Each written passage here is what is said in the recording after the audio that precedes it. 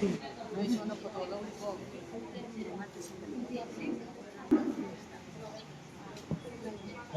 hello, hello,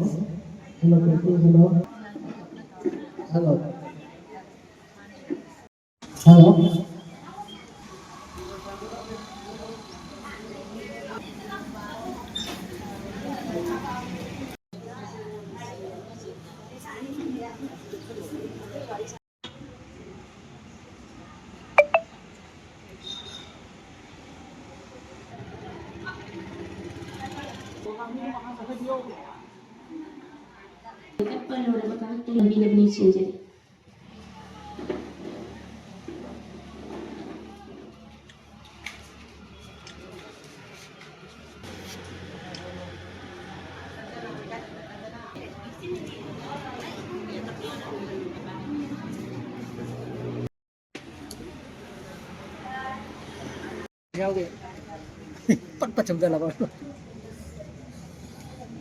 Yamna pamdriba mihat mipungi thongdok asi pamde asige asumba judgment adu bibiu haidana matam khuni makta thangatuna lakpani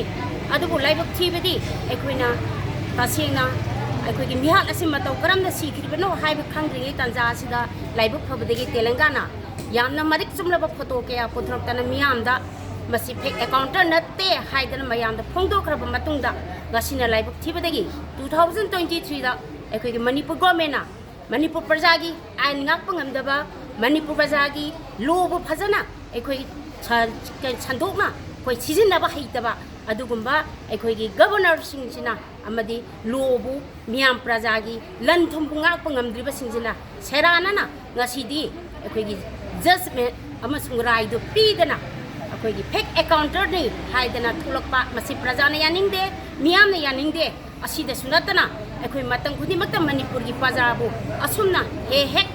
chiraba matungda makhoi na ngamna na ba haidana matam changna sana leida halaga moina apamba rai ta base ekoi Manipur prajana yaning de haibado gasi phawbu ulibani aduna ekoi tungda su hairiba rajib amadi Sanjit amadi ekoi gi